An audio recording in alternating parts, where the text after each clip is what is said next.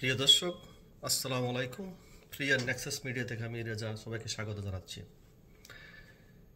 বাংলাদেশে এখন চলছে অদ্ভুত রাজনৈতিক বাস্তবতা।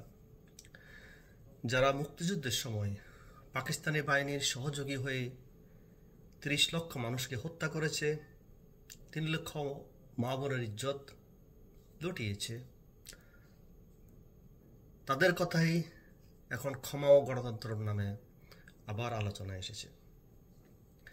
প্রশ্ন হচ্ছে,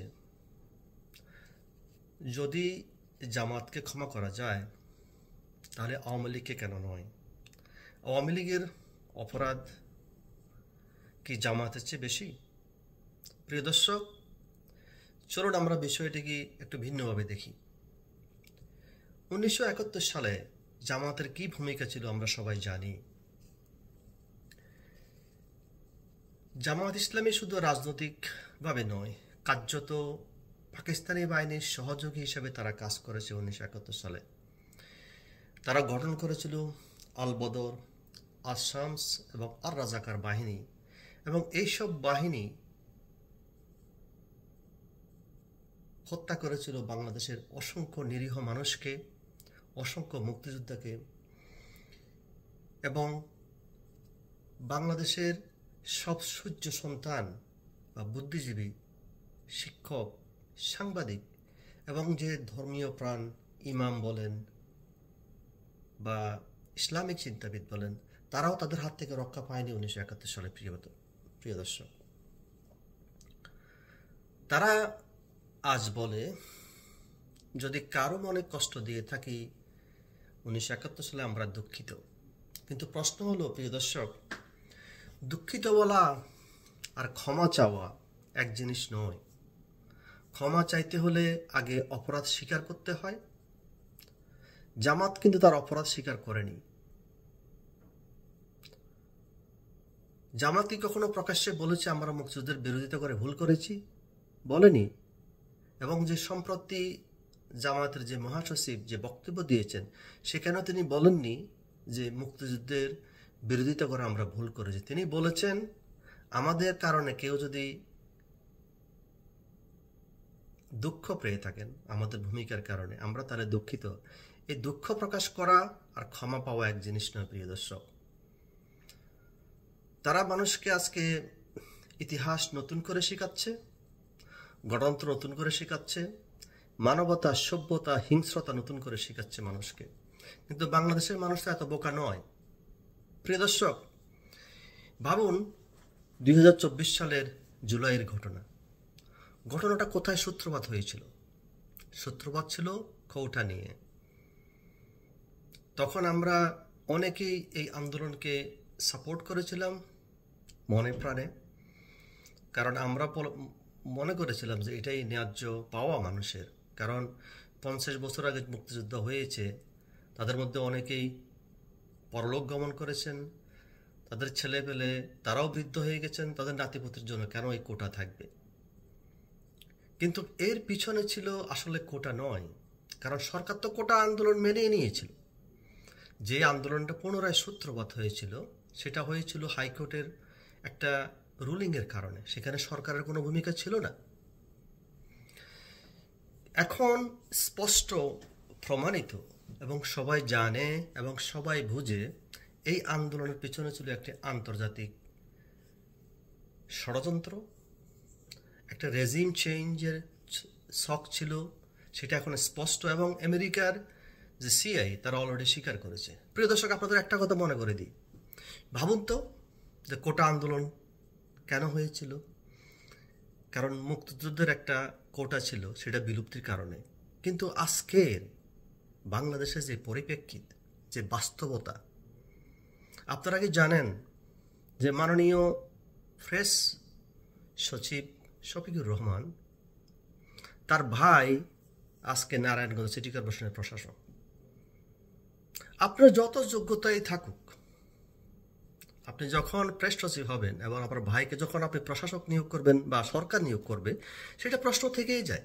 যদি আপনারা করলে, যদি এই ঘটনাটা, প্রিয় দর্শক একবার ভাবুন তো, আওয়ামী লীগের সময় যদি কোনো মন্ত্রী তার ভাইকে বসিয়ে দিতেন আপনারা বলতেন স্বজনপ্রীতি, এবং সেই লোকের হাজার যোগ্যতা থাকুক বা না থাকুক, কিন্তু সেই একই জিনিস যদি আওয়ামী লীগের ক্ষেত্রে প্রযোজ্য হয়, আপনাদের ক্ষেত্রে কেন প্রযোজ্য হবে না?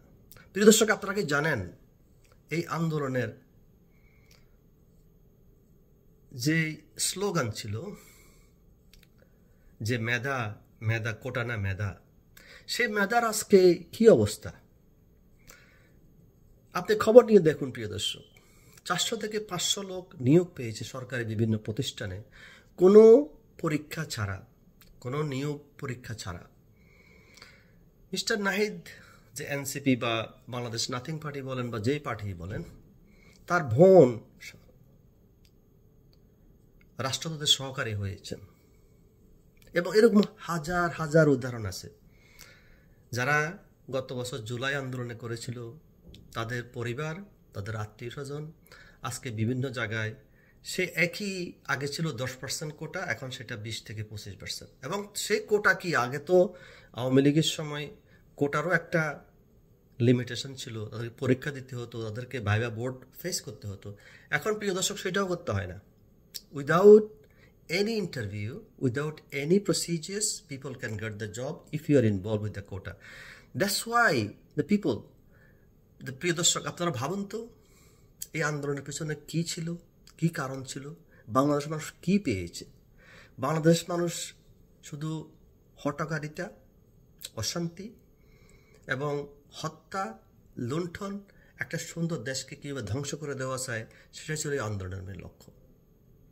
আজকে এনসিপি বলেন, যে কোনো রাজনৈতিক দল গঠিত হবে তার একটা আদর্শ থাকতে হবে, তার একটা প্রিন্সিপাল থাকতে হবে। যদি কোনো দল কোনো আদর্শভিত্তিক দল না হয়, সেই দল বেশি দিন টিকে না, এবং এনসিপি একদিন থাকবে না, একদিন এটা ধুলের সাথে মিশে যাবে। প্রিয় দর্শক, আমি জাস্ট বলে দিলাম, আপনারা দেখবেন আজকে থেকে 1 বছর বা 2 বছর পরে। প্রিয় দর্শক, যে কথাটা বলছিলাম যে এই আন্দোলনের পিছনে কারা জড়িত ছিল, এই কোটা আন্দোলনের পিছনে পদ্মার আড়ালে কাজ করেছে জামাত এবং বিএনপি এবং শিবির, যারা ছাত্রলীগের নাম ভাঙিয়ে বিভিন্ন পদ পদবি নিয়েছিল, এবং তারাই ছিল হোন্ডা অথবা হেলমেট বাহিনী, এবং তাদের সব অপরাধ আওয়ামী লীগের উপর চাপিয়ে দিয়েছে বা ছাত্রলীগের উপর চাপিয়ে দিয়েছে।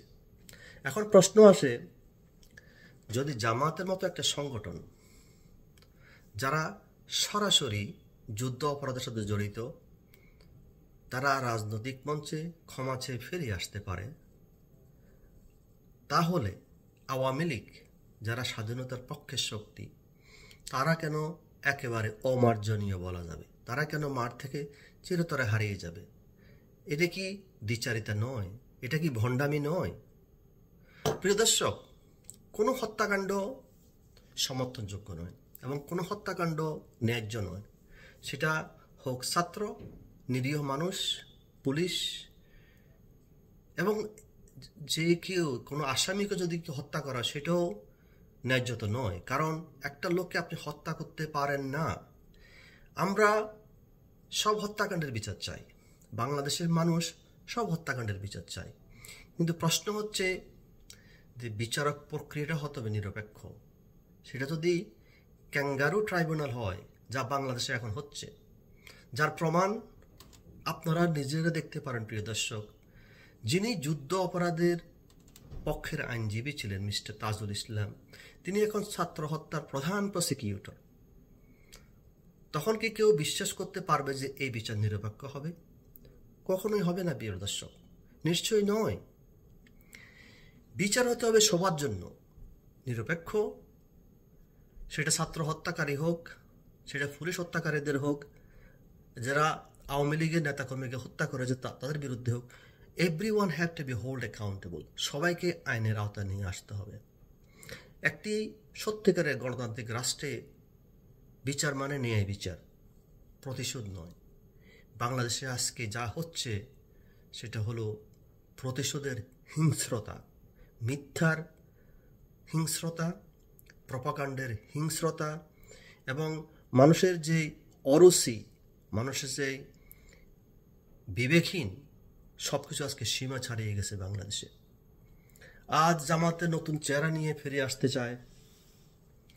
তারা এখন পিআর বা যাকে আমরা ইংলিশে বলি প্রপোর্শনাল রিপ্রেজেন্টেটিভ সিস্টেমস, যেটা আমি অস্ট্রেলিয়াতে থাকি, অস্ট্রেলিয়া দেশে একই প্রক্রিয়ায় বিভিন্ন দল ক্ষমতায় আসে।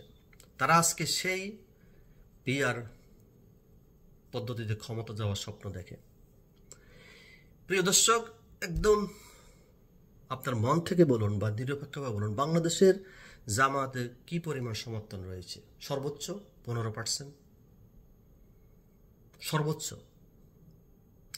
এবং আওয়ামী লীগের সর্বনিম্ন কত সমর্থন রয়েছে? আমার মনে হয় না আওয়ামী লীগের সমর্থন 35%-এর নিচে নামবে। 35 থেকে 45 বা 50%। দ্যাট মিনস যদি বাংলাদেশের 18 কোটি লোক হয়, সেখানে 7 থেকে 8 কোটি লোক is a bona fide supporter of Awami League.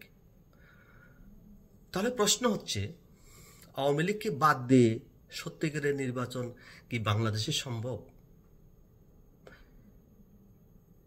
নাকি এটা একটা একতরফা রাজনৈতিক ফয়দা বা রাজনৈতিক নাটক আমরা বলতে পারি? এর নেপথ্যে কারা? এর নেপথ্যে রয়েছে জামাত, বিএনপি জোট এবং এনসিপি জোট। সাথে এখন নতুন যোগ হয়েছে বাংলাদেশ শৌচাগার পার্টি অথবা গণশৌচাগার পার্টি বা Gono Odhikar party, whatever you can say, এবং সব বামপন্থী দল। এটা একটা পুরনো খেলা, শুধু নতুন রূপে আবির্ভূত হয়েছে। বাংলাদেশের রাজনীতি সে 1971 সাল থেকে দুইটা ফ্রন্টে বিভক্ত, স্বাধীনতার পক্ষে এবং বিপক্ষে। এবং এক পক্ষে শুধু আওয়ামী লীগ, সাথে কিছু দল ছিল আগে, এখন আওয়ামী লীগ ছাড়া আর কেউ নেই। এখন আজকে বাংলাদেশের যারা মুক্তিযুদ্ধের কথা বলে বা স্বাধীনতার কথা বলে বা মুক্ত চিন্তার কথা বলে, সবাইকে আজকে মৃত্যুর ফরমানা নিয়ে ঘুরতে হয়। সবাই যেন আজ যাযাবর। বিএনপি আজ ছন্নছাড়া। তাদের কোনো স্ট্র্যাটেজি নেই, তাদের কোনো ভিশন নেই, তারা জানে না তারা কি করবে। তারা নেতৃত্বহীনভাবে নিজেদেরকে নিজের স্যাবোটাজ করতেছে ওরা। আর অপরদিকে জামায়াত ইসলামী মানুষের বিবেক নিয়ে খেলা করে, কারণ বাংলাদেশের মানুষ ধর্মপ্রাণ এবং সেই ধর্মকে বিশ্বাস করে, পুঁজি করে, আবেগকে বিশ্বাস করে তারা রাজনীতি করে। কিন্তু বাস্তবে তারা ইসলামের চেয়ে বহুদূর।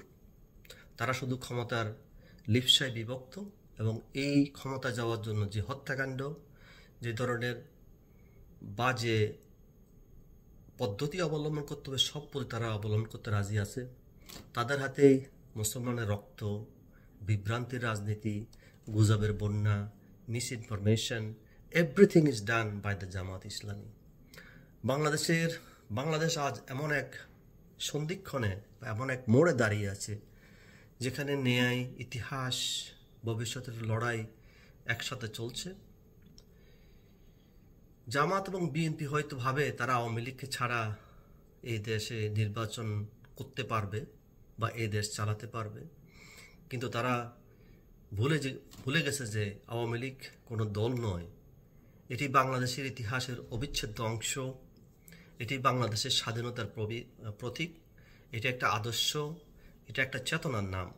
যে চেতনা, যে আদর্শ আপামর মানুষের অন্তরের অন্তঃস্থলে গেঁথে আছে, যেটা মানুষের অন্তর থেকে নিবারণ করা বা অন্তর থেকে দ্রবীভূত করা এত সহজ নয়। তাই এখনো সময় এসেছে প্রিয় দর্শক, অতীতের শিক্ষা থেকে সত্যিকারের ভবিষ্যৎ নির্মাণের। ক্ষমা যদি ইতিহাস, যারা বিকৃত, যারা অপরাধী, তাদেরকে ক্ষমা করা দিতে পারে, তাহলে মুক্তিযুদ্ধের পক্ষে শক্তিকে বুঝে নিতে হবে যে রাষ্ট্র মানে দল নয়, রাষ্ট্র মানে জনগণের ন্যায় বিচার। বাংলাদেশের ভবিষ্যৎ নির্ভর করছে সত্যিকারের ন্যায় বিচার এবং ঐক্যের প্রতীক। আমরা নেক্সাস মিডিয়া থেকে সাহসী, সত্য এবং নির্ভীক বিশ্লেষণ করি।